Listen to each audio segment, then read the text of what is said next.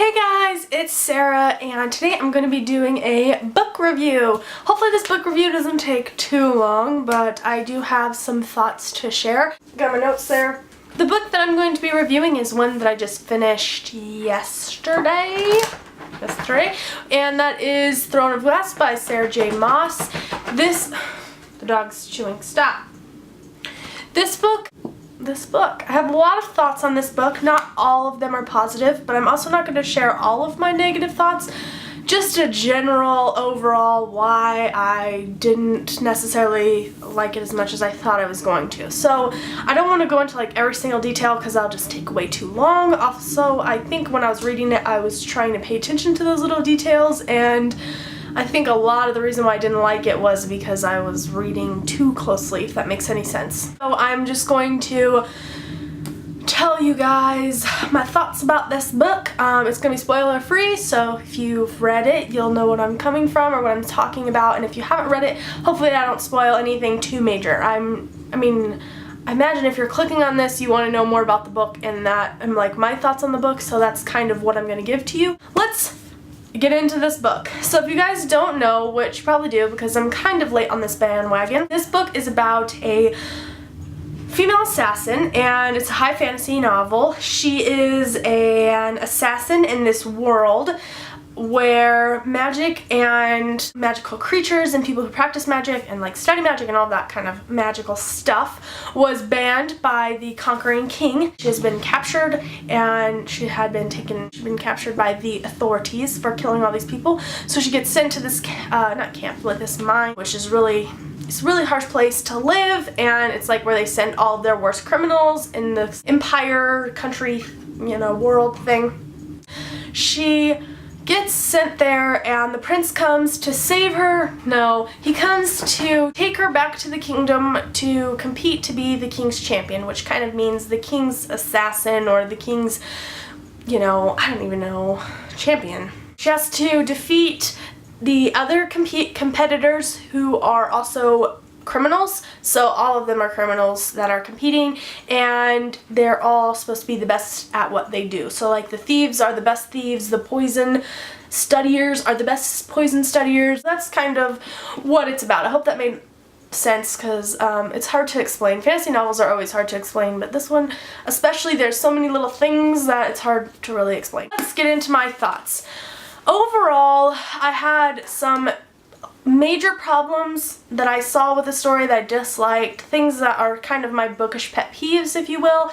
So that really bothered me, and also I had just minor flaws that I think were due to me just expecting this book to be amazing, and it's just a book, and I was expecting it to be like the most holy grail because how hyped up it is. I thought it was going to be like the best epic fantasy that I've ever read in my entire life, when in reality it's just a YA fantasy. It's high fantasy, not epic fantasy, and I think that was my major problem going into the book. That being said, I overall really enjoyed the storyline. I thought it was very nicely done. It was smooth. There wasn't any like hiccups for me plot-wise, and everything just kind of flowed into each other. The world building I had a little problem with as well, but like I said, since it's a fantasy novel, you have to pay really close attention to the details because otherwise you're going to miss things, and it could have been my problem where I missed some of the world building because I wasn't paying too close attention, but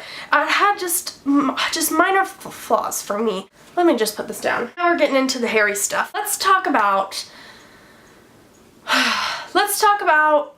let me see. I have my notes.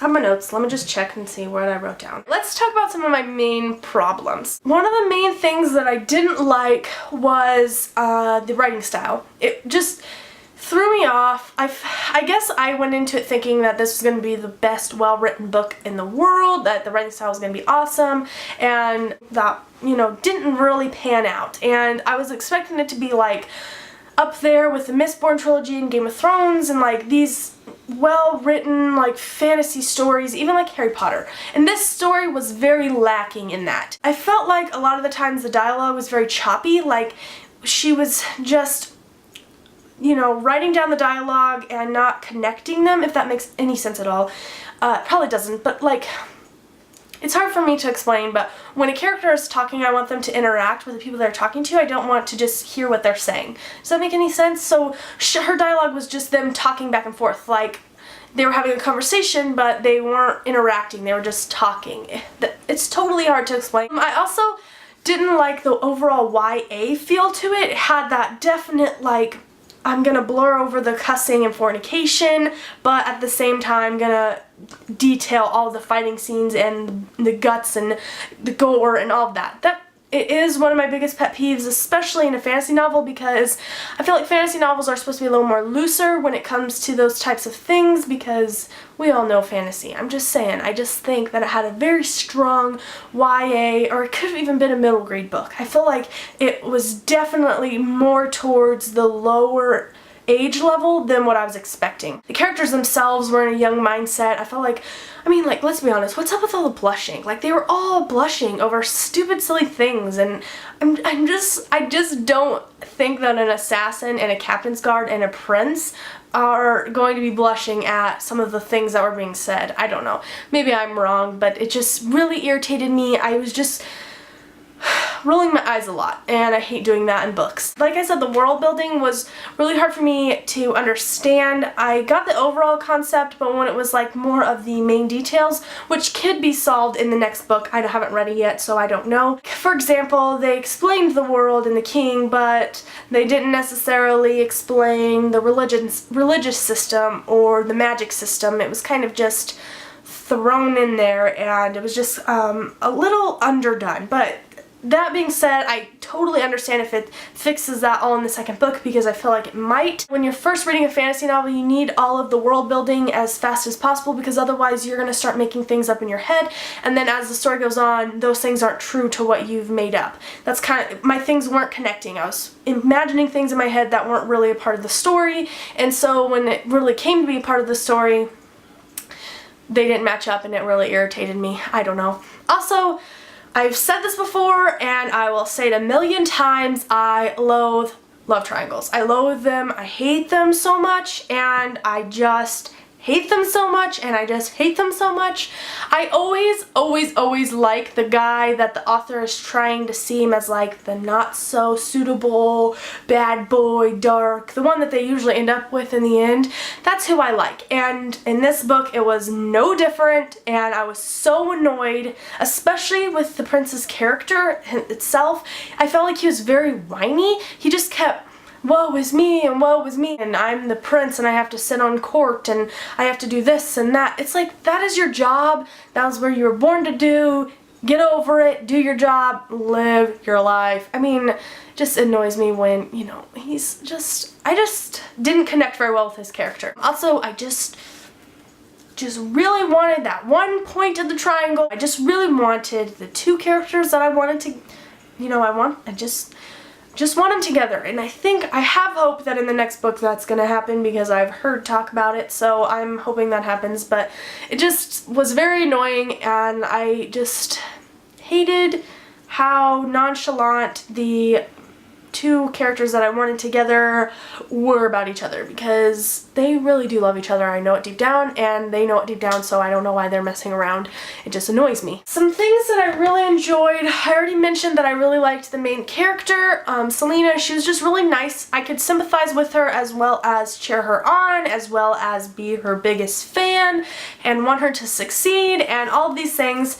So she was really nice and intelligent, and I just really liked her, reading her about her and stuff like that. I also liked the captain's guard. I mean, come on. I liked how the story concluded. I felt like it was very convenient in a way, where everything just kind of at the end worked out, which I was expecting it to be a little more cliffhanger-ish, but I'm kind of glad that it's not, because it doesn't make me like have this burning need to get back into the world where then I'll feel burnt out. I liked I liked the story overall, like I said, and I liked the fantasy aspects to it, all of the fantasy aspects when it comes to like the magic and the world and the hierarchy and everything like that. I really enjoyed it. I thought it was really cool to read about, and it was just really awesome. I haven't read too many fantasy novels, but I've read a couple and beginnings of a couple, so I have some thoughts in my head about how fantasy should go, and that kind of follows that pattern, so that was nice. When I was in the first half,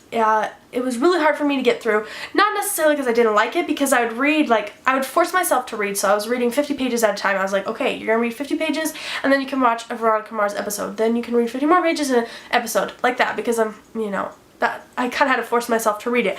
Once I got to about 200 pages, I flew through the second half, because that's where the most exciting stuff happens. And not that the first half isn't exciting, because every time I'd put it down, I'd be ready to pick it back up again. I wanted to know what was going to happen next. The second half was way better than the first half, so if you're trying to get through it, I would force yourself to get through all of it, because the second half was really great, and it makes me really hopeful of what's going to happen in the next book, because I feel like, you know, it's gonna flow through. Also, I wanted to mention, it has an interview with Sarah J. Maas, our conversation, and she talks about how Throne of Glass was inspired by Cinderella, and how she's been writing it since high school, and so I can kind of see where, you know, the first half would be a little bit slower, or a little bit different writing style, and then the second half would be more developed, because she was, you know, developing her writing, which makes sense. But also she said it was, a Cinderella retelling when she first started writing it, and I totally see that. Especially if you read the book, especially in the ball scene, all I could think was Cinderella. That was seriously, that was all that was going through my mind. So that was cool. I kind of liked the Cinderella aspects to it, even though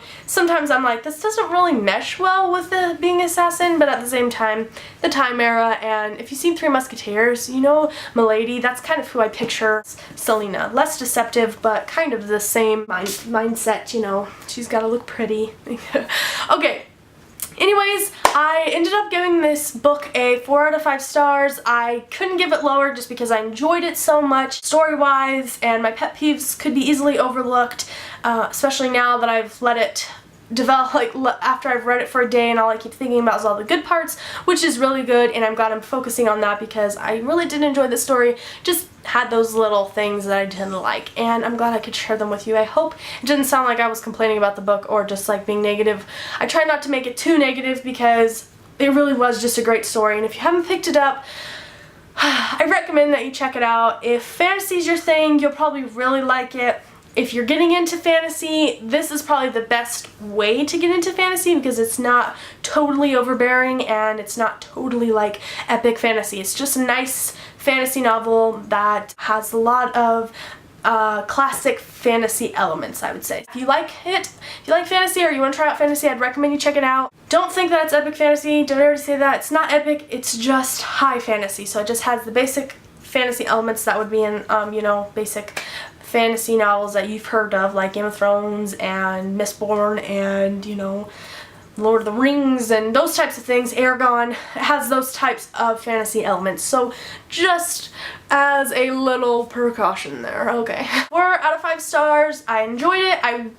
If you like it, if you want to, go check it out if you haven't read it yet. Come back, and if you have read it, let me know what you guys thought. If you agree or disagree with anything that I've said. If you wanted to discuss it, let me know how you felt about it. All of those things I'm totally open for discussing, and yeah, I thank you guys so much for watching. I hope you enjoyed. I hope you have a great day. If you are anywhere in the eastern half of the United States, then I hope that you guys are keeping warm and bundling down in this crazy weather. My weather isn't necessarily like that. I hope you guys are keeping safe and keeping warm, and I will see you guys in the next video. Thank you guys so much for watching. I hope you enjoyed. Let me know what you thought about the book, or if you want to talk about the book. Okay, I think I already said that twice, but anyways, I do that a lot. Okay, thank you. Bye!